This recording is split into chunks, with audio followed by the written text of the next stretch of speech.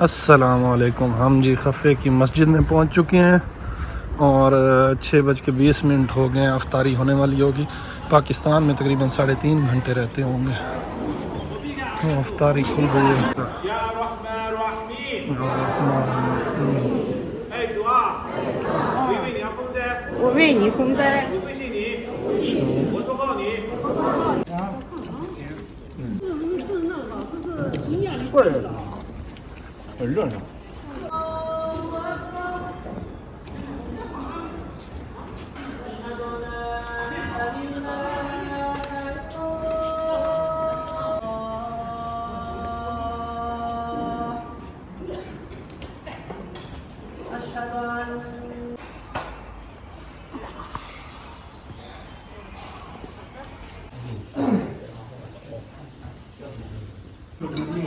ये है जी चाइना की अफ्तारी।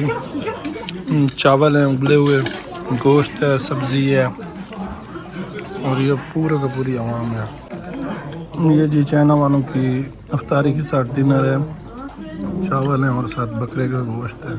ओहो मज़ा आ गया। अच्छा जी, मज़ा आया।